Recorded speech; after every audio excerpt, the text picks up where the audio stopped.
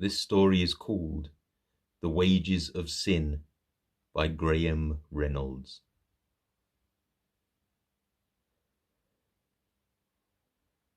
Joseph wiped the beads of sweat from his forehead and watched the seconds tick by on the grandfather clock as if he could somehow slow time by concentrating on the smooth mechanical swing of the pendulum.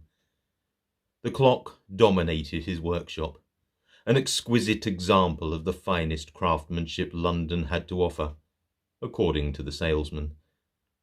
Joseph had sneered at that remark, but his wife insisted upon the purchase, and so here it sat, ticking away the seconds until his appointment, until the chimes rang out like a death knell.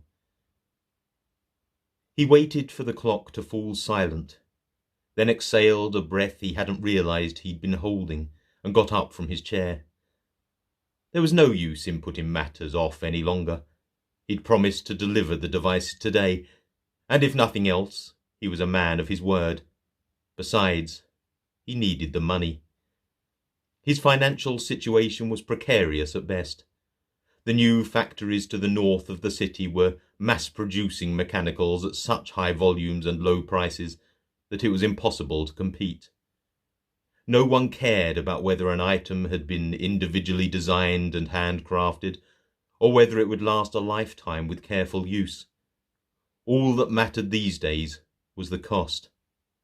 Quality had become a distant consideration, and that meant new commissions were few and far between. Of course, he couldn't tell his wife any of this. She fancied herself of noble stock, but in reality was descended from farmers in Wiltshire. That didn't prevent her from doing her utmost to maintain the illusion of wealth, however. Their home was filled with tasteful and expensive items. Even something as simple as Joseph's workbench had been carefully selected to ensure that it matched the decor of the room, and that it was from a well-known furniture maker. Truth be told, Joseph would have preferred a simple wooden table. Once his wife had caught him using a steam store on it, and his ears had rung for a fortnight afterwards. She'd asked if he had any idea of what the bench cost. Of course he had. He'd paid for the damnable thing, and what was the point of having a workbench if it was considered to be too expensive for him to work on? He'd not said any of this, of course, but he'd been proud of the snappy retort, even if it had remained unspoken. He buttoned his heavy overcoat, then retrieved his top hat and cane from the stand. Anticipation grew within his chest, mingled with a sense of uncertainty. The commission was like nothing he'd ever done before. The individual devices had been built to the exact specification provided by his secretive client, and Joseph was still not entirely sure what they did. The possibilities had swirled through his mind, keeping him awake night after night, but he'd been unable to come to any firm conclusions. However, the devices exuded a vague menace that made him feel uneasy in their presence. It was absurd, of course. They were just a complex set of clockwork gears, switches and steam valves. It was ridiculous to think that they could be anything other than that, and yet the uncomfortable feeling persisted. Truth be told, he would be glad to see the back of the things, even if they were, quite possibly, the best pieces of work that he'd ever done. He opened the door of his workshop and stepped out into the hallway, hoping that he could slip out of the house without anyone noticing his departure. Those hopes were crushed a second later when his wife's voice ran out from the parlour. "Joseph, is that you?" He sighed. Joanna had been a beautiful woman in her youth, but the years of excess had taken their toll. The lavender-scented behemoth that shambled into the hallway bore little resemblance to the young girl that he'd courted. "Yes, dear," he said. "I'm just going to see a client." Joanna's piggy eyes squinted at him through her red, sweating jowls, as if weighing up the truth of his words. After a moment she gave a small, satisfied nod that made the rolls of fat under her chin oscillate. "Good. Make sure that they pay you in cash this time. Mr. McGregor is coming round in the morning to take the first down payment for the new chandeliers." Joseph's shoulders sagged. He'd forgotten about the new chandeliers. If he was completely honest, he didn't think there was anything wrong with the old ones. He was about to say something to that effect, then thought better of it. He would just end up embroiled in another blazing row that he would inevitably lose. It was easier to avoid the confrontation. He let out a resigned sigh. "Yes, dear, I'll make sure they pay in cash." Joanna started to say something else, but he was no longer listening. He muttered a goodbye, then hurried out into the cold night air. Thick smog, stained a dirty yellow under the glare of the gaslights, swirled around him as he made his way through the streets of London, and the oily stench of pollution assaulted his nostrils. Overhead, the dark shapes of dirigibles glided through the air above him, their vast bulk a mere shadow against the rolling blanket of smog, while carriages rattled through the streets, pulled by teams of gleaming metallic horse constructs. He could not help but laugh at the limited imagination behind the devices. Science opened up a new world with countless possibilities, yet the best that these people could come up with were clockwork facsimiles of how things used to be, as if they clung to some romantic, idealized version of the past. At least, he conceded, the metallic horses didn't leave piles of excrement in the seat for the unwary pedestrian to discover, although the numerous lubricant leaks were often even more hazardous. A gust of frigid wind whipped down the street, making the tips of his ears and nose sting. Joseph pulled his coat tight around him, hunched his shoulders in a vain attempt to keep warm, and hurried towards the small warehouse that he rented by the docks. He removed a brass key from his pocket, using it to unlock a small metal box inset into the wall, to reveal an array of brass levers within. Casting nervous glances over his shoulders, he quickly entered the sequence that would unlock the doors. After a few seconds, a cloud of steam escaped from the reinforced doors and they slid open, while gas lanterns flickered on, illuminating the interior of the warehouse. Heavy crates were stacked across one wall, while an array of gears and salvaged metal were piled in the far corner. In the centre of the warehouse stood his own carriage. Joanna had refused to ride in it when he'd shown it to her. She said that she couldn't have stood the embarrassment of riding in a carriage without horses, and so he'd modified the vehicle to carry cargo instead of passengers. Even now he felt a surge of pride when he looked at its sleek lines and the polished steel pipes that transmitted power from the steam plant. He'd loaded the devices into the back the previous evening, so all he needed to do was deliver them. He climbed into the glass cockpit and drove his carriage out into the fog, while the warehouse doors swung closed behind him. The carriage moved through the dark streets of London, past drunken oafs with whores hanging from their arms. As he stopped at a junction, a haggard prostitute hammered on the window. "Want some company tonight, sir?" she said through rotten teeth and thick, garish makeup. Joseph could almost smell the stench of her fetid breath through the glass. He muttered a polite refusal and fixed his gaze straight ahead while he waited for the road to become clear. The murders 2 years ago had been appalling, of course, but ever once in a while, when confronted by such a wretch, he wondered if perhaps the Ripper had a point. The crowded tenements thinned until he left the city behind and headed off along a westerly road into the countryside. Stars glimmered in the sky above, and, glancing backwards, Joseph saw the city encased in a thick, rolling blanket of pollution. Eventually the carriage turned off from the road and passed through a set of heavy wrought iron gates into a walled country estate.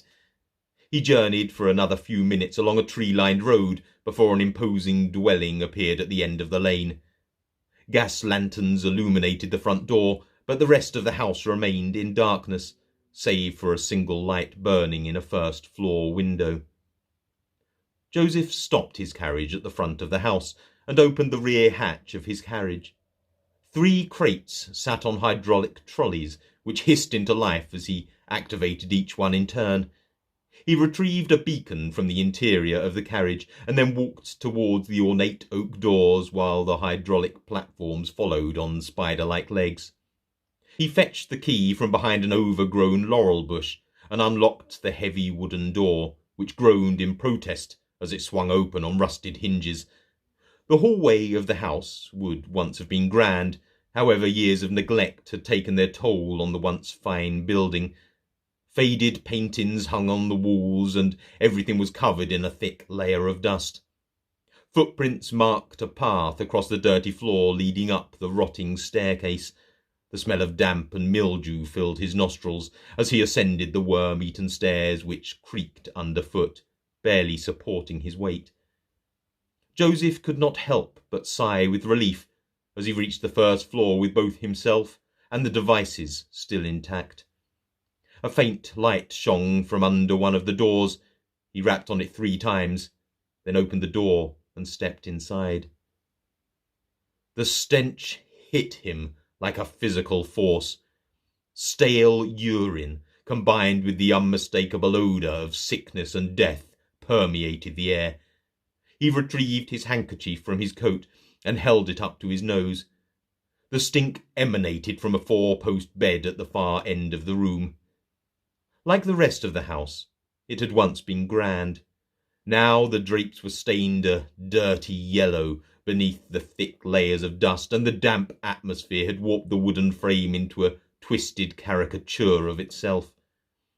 On filth-encrusted sheets, in the centre of the ruined bed, lay a thin, grey-haired man. The man's eyes were little more than sunken sockets with yellow, cataract-ridden orbs peering out of the darkness. His skin was stretched across his bones to the extent that it appeared almost translucent, and when the man breathed, his chest rattled with the unmistakable song of tuberculosis. The man seemed to notice Joseph for the first time, and raised a stick-thin arm to beckon him forward. Joseph fought his revulsion and, with his handkerchief firmly in place, stepped forward to meet his client. "Mr. Wilson," the man's voice cracked as he spoke, and the effort brought on a savage fit of coughing. When the fit subsided, he looked at the blood-stained mucus on his hand, then wiped it onto the bedsheet. "Did you bring them? The devices?" Joseph nodded. "I did. They have all been constructed to your exact specification." He turned to the hydraulic spiders that had followed him into the room and opened the first crate for inspection. The device within almost resembled a strange metallic shell. Both halves were constructed of solid iron, with a number of tubes and pipes joining the 2 halves on the exterior. Within the shell's hard armoured exterior, a complex clockwork mechanism operated a series of pumps, air valves, and filters. However, the parts that Joseph found disconcert him were the spikes. Dozens of razor-sharp needles and blades filled the interior of the shell. It reminded him of the inside of an Iron Maiden that he'd once seen in a museum. The old man rolled over onto his side and, with some effort and another prolonged bout of coughing, managed to swing his legs over the side of the bed and get to his feet. Joseph felt a momentary urge to help him, but changed his mind when he caught another waft of the man's vinegary stink. Eventually, with the aid of an ornate cane, Joseph's client made his way to the crates to inspect his purchase. "Mr. Wilson, you are a true artist. There are so few left that would be capable of producing something of this quality." The old man ran a withered finger across the smooth iron surface. "Very fine work, my friend. Very fine work indeed." Joseph opened the 2 remaining crates, which contained a number of smaller devices, then turned back to his client. "I thank you for your kind words. I do have a question, however, if it's not presumptuous. I built the items to your design, but their purpose eludes me. I was wondering, what exactly are they for?" The man's face cracked into a hideous grin displaying rows of rotten teeth. "What are they for? You're about to find out. Here, help me with the breastplate." As the meaning of the words sunk in, Joseph's mouth fell open in shock. breastplate? You can't mean to wear it. For God's sake, man, it would kill you in an instant. A thin, bony hand shot out with surprising speed and grasped Joseph by the collar. The old man pulled him closer with a strength that Joseph would not have believed possible until they were almost face to face. "Mr. Wilson," the man growled, "I hope that you are not about to renege on our agreement. I am one of the foremost experts on human anatomy in this country, and as you can see, I am not a well man. Those devices have been designed to save my life, so that I can carry on my work. If you do not assist me, not only will you have signed my death warrant, but you will also receive no payment. Am I making myself clear?" But what if you're wrong? "Then there is a letter lodged with my solicitor absolving you of any culpability and assuring your payment, on the provision that the items match my designs to the smallest detail. Now, will you help me or not?" Joseph sighed. He'd spent most of his available cash in the construction of the devices, and there was not enough left in his account to pay for the new chandeliers. He really didn't have a choice in the matter. "All right, I think that you are insane, but I'll help you. May God forgive me." Joseph removed the rear of the breastplate and stood it upright on the bed, and while the old man manoeuvred himself into position, then he grasped the front half and carried it forward so that the needles rested against the old man's skin. "Now," the man said, "start the mechanism. Hurry." Joseph depressed a small button and could not help but feel a small sense of satisfaction as the clockwork gears sprang into life. He could visualize each part, moving in concert with the others beneath the hard iron exterior. Then, without warning, the heavy plate flew out of his hands and slammed into the other half, impaling the old man on the vicious spikes, while scalpel's sharp blades whirred and sliced through flesh. The old man's tortured screams seemed to last for minutes. Blood oozed from the base of the chest piece, and thick, viscous, scarlet fluid bubbled within the transparent tubes. Joseph backed away in horror as his client's eyes rolled up, and he fell to the floor with a heavy, metallic clang. A bomb burst of panic erupted in Joseph's stomach. He had no guarantee that any letter had been written. He was an accomplice to a suicide, although the police would no doubt see it as a clear case of murder. His mind buzzed with different solutions to the problem, and he stepped away from the terrible scene. Perhaps he could set fire to the house to hide any evidence, or dispose of the corpse by dropping it down a disused mine shaft. He'd just reached the doorway when the old man's voice rang out. "Are you leaving so soon, Mr. Wilson?" His heart lurched, and he turned around, hardly daring to breathe. The old man sat in a spreading pool of dark blood, but was supporting himself, and was actually smiling. "You see, Mr. Wilson, the device pumps my blood around my body, oxygenating it and filtering it in the process. I no longer need my failing heart or rotten lungs. This device will keep me alive for many long years, long enough to finish my work." He stepped forward. The old man's condition was noticeably improving already.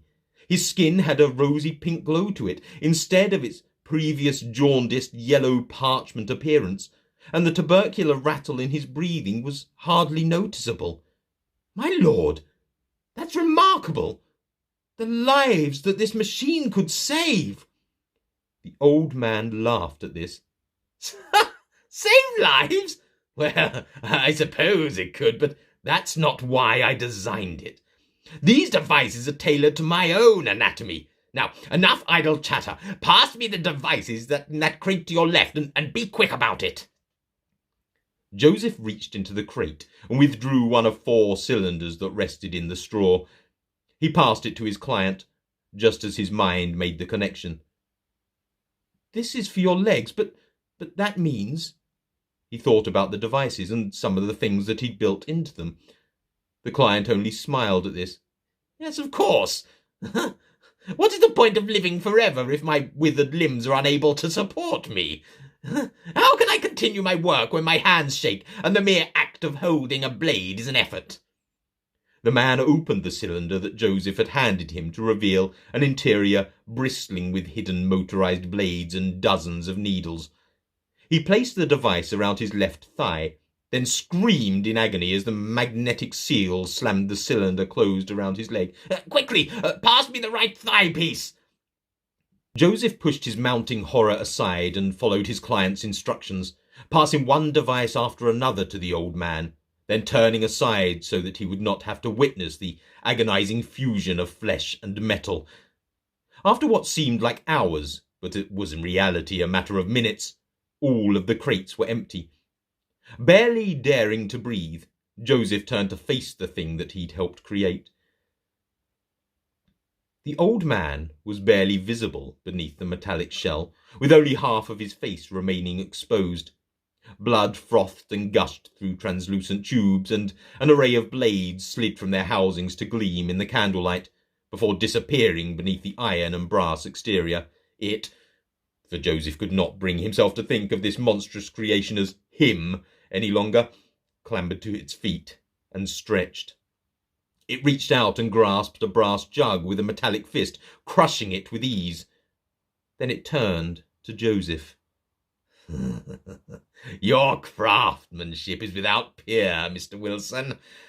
The devices are working perfectly, even better than I'd hoped. Now, there is the matter of your payment to discuss." Joseph bumped into the far wall, startling him. He'd not realized that he'd been backing away. Yes, of course. The money.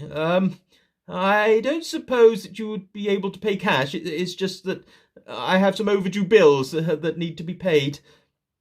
The creature took a step forward, causing the rotten floor to creak under its weight. Unfortunately, I don't seem to have my wallet with me.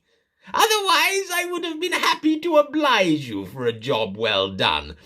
Rest assured that everything that I owe you will be paid into your bank account in the morning."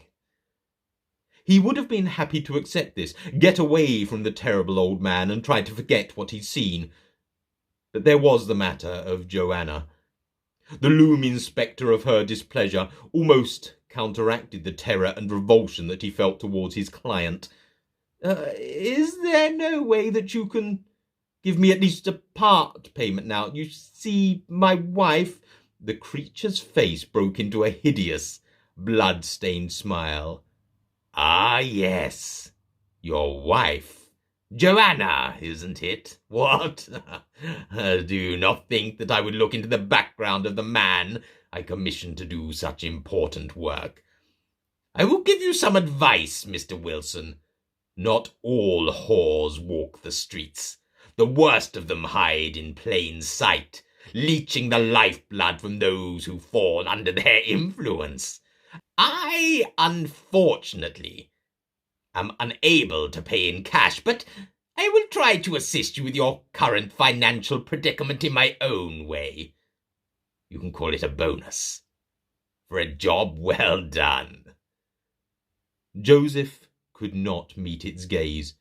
He had no idea what the creature was talking about, but his momentary burst of courage evaporated with its refusal, replaced by a sickening fear that if he did not get away from this monstrous thing, then money would be the least of his worries. Thank you. That's very generous. Now, if there's nothing else, I really should be going." The thing that had once been a dying old man stepped back and performed an elaborate bow. "Of course. Thank you once more. I shall make sure that you are properly rewarded for your efforts." Joseph backed away through the bedroom door, then hurried down the stairs and out to his waiting vehicle. He realized that he'd forgotten to retrieve his hydraulic platforms, but couldn't bring himself to care. He threw himself into his motorized carriage and accelerated away from the decrepit old house as quickly as he could. Once his heart stopped racing, he thought about the consequences of what he'd done. That thing that he'd helped create was an abomination. To create something to support his client's failing body was one thing, but the construct had possessed incredible strength, not to mention the array of lethal weaponry housed within its cold iron shell. Once completed, Joseph was under no illusions that the devices were designed not only to sustain life, but to take it. People were going to die because of what he'd done, and if the client had paid in cash, Joseph would have pulled over to the side of the road and burned it. How could he use that money to buy new chandeliers? Every time he looked at them, he'd imagine the blood running from the polished crystal, dripping into his wife's expensive carpets and polished wooden floors. He spent most of the night driving around the deserted streets of London, mulling over his decision. There would be an argument, of course, when he returned the money, but for once in his life he knew that he would stand his ground. The money was tainted, and he wanted no part of it. Joanna could either learn to live with it, or she could leave. Despite his mood, the thought made him smile. After everything he'd witnessed tonight, his wife no longer held any terror for him. It was like a huge lavender-scented weight had been lifted from his shoulders. Perhaps they might even find a way to love each other again once the balance of the relationship had been restored. As the first orange glow of the approaching dawn illuminated the swirling, smog-filled sky, Joseph returned his vehicle to the warehouse and began the short walk home. He knew that something was amiss as he approached the front door. The heavy wooden door swung open in the breeze, and around the lock the wood was splintered. A wave of vertigo struck him as nausea welled up from his stomach, and he had to grasp the black metal railings to steady himself. He forced down the feeling of sickness, then pushed the door open with his cane. "Joanna?" he called from the threshold, his legs unwilling to take that first step into the darkness. "Joanna? Are you all right?" There was no response. But then he'd not really expected one. He thought about heading off into the night to find a policeman, but if Joanna was lying injured somewhere in the dark house, then the delay in administering medical assistance could be fatal. Steeling his resolve, he grasped his cane in a white-knuckled grip, holding it aloft like a club, then stepped forward into the house. "Joanna? Joanna, can you hear me?" The walls were splattered with a dark, viscous liquid all the way along the hall. It dripped from oil paintings and the expensive wallpaper, running down to form black pools on the polished hardwood floor. Momentarily he found himself worrying about how Joanna would respond to seeing the mess before he pushed the thought away. There were more black pools further along the corridor, with drag marks coming from the largest one, leading into his workshop. Despite his mounting terror, Joseph felt a sharp pang of grief blossom in his chest. He knew that he should leave and find the police. He could be disturbing evidence, and the chances that his wife was still alive after losing so much blood was remote. He didn't want to look at whatever lay in his workshop. His mind already had conjured up numerous scenarios of what those vicious motorized blades could do to a human body, and he had no desire to see the reality of it. Nevertheless, he knew that he had no choice. He had to see it for himself. He reached out with a shaking hand and pushed open the door to his workshop. It was as bad as he'd feared. As his eyes adjusted to the gloom, he saw that his workshop had been demolished. Pieces of metal lay strewn across the floor, and the expensive grandfather clock had been smashed in half. Blood covered every surface, and across the room on his expensive workbench lay the dark, motionless form of a corpse. "Oh God, Joanna," he whispered. "I'm so sorry." "I should bloody well think so. Have you seen the state of my walls? And that mess will never come out of the carpets. We're going to need a complete redecoration." Joseph let out an involuntary shriek and spun around to face the source of the voice. A dark mass loomed from the shadows, and he took a step back in horror. He focused his attention on the prone form on his workbench and could now see the hard metal lines of the monster that he'd helped create. The tubes on the construct's back had been severed, leaking black ichor onto the floor, and the old man's skull had been split in half. Pulped brain matter oozed from the terrible wound across the expensive wooden table. He turned back to the corner of the room and watched in horror as Joanna, still wearing her voluminous nightgown, covered head to toe in gore and holding an axe, stepped from the shadows. Her lips curled up into a sneer. "You did remember to ask for cash, didn't you, dear?" The end.